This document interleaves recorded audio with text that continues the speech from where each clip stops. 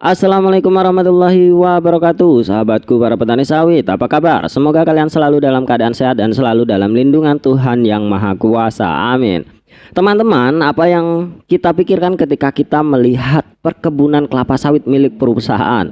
Tentu ya 90% saya katakan kita pasti kagum dengan keadaan kebun tersebut. Ya, buahnya besar-besar, batangnya bagus-bagus, daunnya hijau-hijau, dan hasil produktivitasnya itu baik sekali. Buahnya matang-matang, dan tentunya hasil produktivitasnya kalau kita mendengar cerita dari orang-orang yang bekerja di sana bahwa bisa tembus sekian ton dalam satu kali rotasi panen. Dan tentu kita sebagai petani sawit, teman-teman, ingin memiliki kebun yang seperti itu. Namun sering, dan saya rasa juga 90% dari kita, ketika kita membahas masalah kebun dari perusahaan, pasti kita kebanyakan rendah diri atau rendah hati, merasa minder. Ya, itu kan perusahaan yang melakukannya dengan perawatan sempurna. Kita sebagai petani sawit kecil yang notabene hanya memiliki sejengkal tanah atau beberapa hektar saja, atau petani awam, tentu kita tidak akan sanggup melakukan apa yang dilakukan perusahaan. Nah, itu adalah pemahaman yang salah, teman-teman. Kita bisa saja melakukan seperti apa yang dilakukan oleh perusahaan dan menghasilkan sawit yang sama dengan apa yang dihasilkan oleh perusahaan. Tentunya kita harus mengikuti koridor-koridor yang memang harus kita lakukan, meskipun kita tidak melakukannya secara mendetail seperti apa yang dilakukan oleh perusahaan, seperti tes laboratorium, dari pelepah, dari buah, dari batang, dari tanah. Mungkin kita tidak akan bisa melakukannya. Dan tentunya mengapa saya katakan kita bisa mengikuti apa yang dilakukan perusahaan meskipun kita tidak melakukan detail-detail kecil yang dilakukan perusahaan? Kita bisa melakukannya secara koridor yang mendasar atau garis lurusnya saja. Apa-apa kebutuhan mendasar dari kebun kelapa sawit yang memang harus kita laksanakan, itu yang terpenting, meskipun kita tidak harus melakukan tes laboratorium. Kalau perusahaan ingin memberi pupuk ini, harus tes laboratorium dulu. Sawit ini memerlukan pupuk apa, baru dilakukan pemupukan setelah diketahui dari tes laboratorium tersebut. Nah, kita meskipun kita tidak bisa melakukan tes laboratorium, kita melakukan memberi pemahaman kepada diri kita sendiri bahwa sawit ini konsepnya memerlukan kebutuhan ini, dan ini. Seperti itu yang harus kita ketahui. Misalkan kalau manusia cek penyakit, kalau perusahaan cek up dulu seluruh badan, baru diketahui penyakitnya apa, baru diberikan misalkan kekurangan vitamin D, harus diberikan obat vitamin D. Seperti itu kalau perusahaan yang lakukan. Nah, kita sebagai petani awam lakukanlah seperti apa yang kita lakukan sehari-hari. Manusia ini butuh nutrisi, butuh makan, nutrisinya ini. Nah, kita berikan semuanya. Kita tidak tahu yang kekurangannya apa, namun kita mencukupi kebutuhannya, dan insya Allah itu juga akan bisa baik kepada kita meskipun kita tidak melakukan secara detail. Namun teman-teman, sebelum saya berbicara lebih lanjut ya, saya takutnya nanti ada pendapat-pendapat yang tidak tepat dari saya, jadi saya disclaimer terlebih dahulu. Apa yang saya sampaikan di sini pure murni dari pengalaman pribadi saya, pendapat pribadi saya, dan apa yang saya lihat di kebun saya, apa yang saya lakukan di kebun saya atau kebun orang-orang di sekitar saya, kemudian saya sharingkan kepada teman-teman. Semoga apa yang saya sampaikan ini bisa bermanfaat, setidaknya sebagai bahan perbandingan atau bahan pertimbangan dalam berkebun kelapa sawit. Sering saya katakan bahwa kondisi kebun di setiap lokasi itu berbeda-beda. Mungkin di tempat saya begini dan di tempat teman-teman mungkin bisa berbeda. Jadi ketika nanti konsep yang saya jelaskan ini berbeda dengan teman-teman, ya saya mohon maaf. Dan tentunya ya apa yang teman-teman lakukan juga tidak salah, juga apa yang saya lakukan juga tidak salah, karena memang kebun saya dalam keadaan baik-baik saja dan kebun teman-teman mungkin juga dalam keadaan baik-baik saja. Baiklah teman-teman, lanjut kita ke pembahasan masalah apakah kita bisa mengikuti apa yang dilakukan oleh perusahaan. Tentu sangat bisa. Seperti yang sudah saya jelaskan tadi, meskipun kita tidak melakukan detail-detail yang dilakukan oleh perusahaan, kita harus mengikuti koridor mendasarnya saja atau kebutuhan dasar dari kebun kelapa sawit. Maka dari itu kita harus paham betul karakter dari kebun sawit kita. Syaratnya apa teman-teman yang harus kita ikuti? Setidaknya 70% apa yang dilakukan oleh perusahaan harus kita ikuti. Itu yang terpenting. Yang pertama, harus menggunakan benih yang memang berkualitas. Mengapa kebun sawit dari perusahaan itu memang bagus-bagus hasilnya, produktivitasnya tinggi? Karena memang mereka menggunakan benih yang memang berkualitas. Mereka memahami betul jenis benih yang harus ditanam.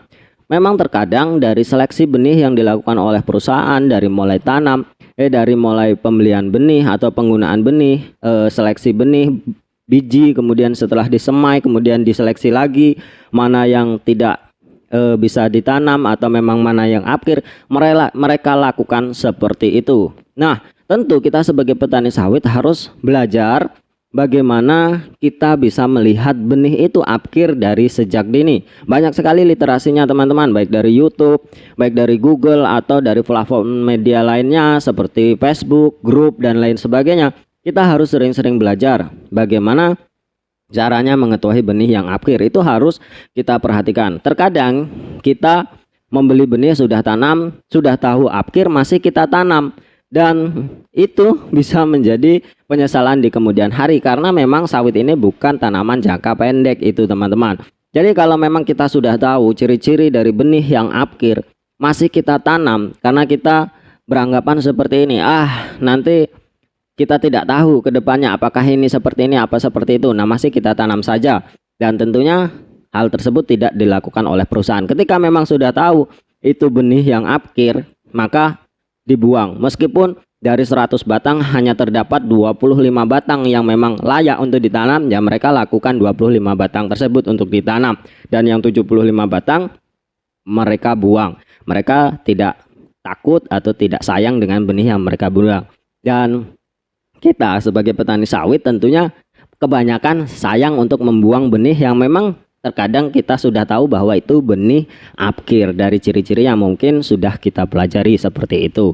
Yang kedua teman-teman, setelah kita menggunakan benih yang bagus dengan seleksi yang bagus, dan kita ini kalau bisa 100% dari kebun kita ini harus berproduksi semuanya. Jangan ada beberapa batang yang tidak produktif.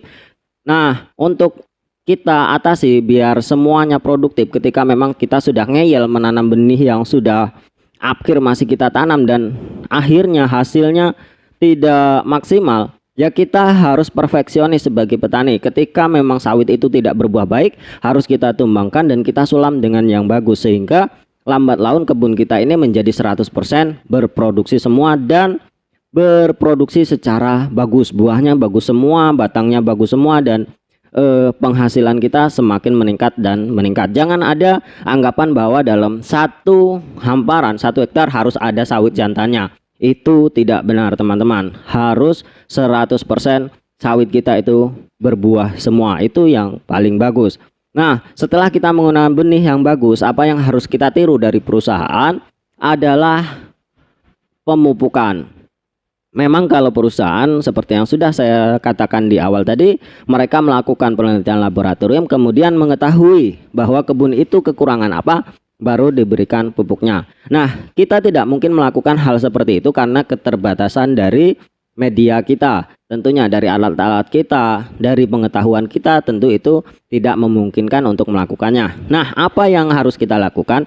Yaitu kita memenuhi kebutuhan dasar dari kelapa sawit. Nah, kita harus belajar bahwa kelapa sawit itu kebutuhannya apa, pupuknya apa yang harus diberikan oleh kelapa sawit. Sawit ini memerlukan magnesium, memerlukan nitrogen, memerlukan nitrat, memerlukan kalsium, kalium, ya, fosfor dan lain sebagainya. Nah, setelah kita mengetahui bahwa sawit ini memerlukan unsur ini dan ini, nah kita berusaha mencukupinya teman-teman. Kita berusaha untuk mencukupinya dengan belajar rotasi pemupukan yang baik dan benar. Nah, ketika kita terbentur dengan biaya, mungkin ini adalah masalah klasik bagi kita. Ketika kita ingin memiliki kebun yang berkualitas tinggi, namun kita memiliki biaya yang cepat. Nah, yang saran saya seperti apa yang saya lakukan, teman-teman boleh ditiru, ya boleh tidak. Saya melakukan pemupukan itu selalu menjaga rotasi, teman-teman. rotasinya harus tercukupi. Misalkan saya sudah tekadkan yang saya lakukan itu rotasi 1 bulan sekali. Misal setiap tanggal 15 saya harus melakukan pemupukan dengan rotasi pemupukan yang berbeda, dengan jenis pupuk yang berbeda, karena saya melakukan pemupukan dengan pupuk tunggal itu. Dan meskipun saya tidak memiliki biaya yang cukup, saya tidak bisa memenuhi dosis yang memang harus diberikan kepada kelapa sawit, namun saya selalu menjaga rotasi. Ya, sederhananya seperti ini. Saya selalu memupuk sawit meskipun dalam dosis yang kecil. Nah, itu kuncinya teman-teman. Yang saya lakukan, saya selalu memupuk meskipun hanya sesendok-sesendok, hanya segenggam-segenggam, hanya secangkir-secangkir, seperti itu. Jadi seberapa mampu bulan itu saya membeli pupuk, ya saya tebarkan meskipun hanya sedikit-sedikit. Itu yang saya lakukan. Silahkan teman-teman bisa dengan konsepnya masing-masing. Kalau memang kita tidak memiliki biaya, ya tentunya lakukanlah pemupukan meskipun dalam jumlah dosis yang kecil. Dan itu nanti juga pasti akan bisa membantu dari pertumbuhan dan perkembangan kelapa sawit kita. Karena konsepnya teman-teman, sawit itu semakin bagus kita melakukan perawatan, maka semakin bagus juga hasilnya. Itu yang terpenting. Jangan sampai sawit kita ini memang tidak terpenuhi kecukupan nutrisinya, sehingga nanti akan menimbulkan sawit kita itu stres dan tidak mau berbuah atau produktivitasnya itu sedikit. Itu yang harus kita hindari.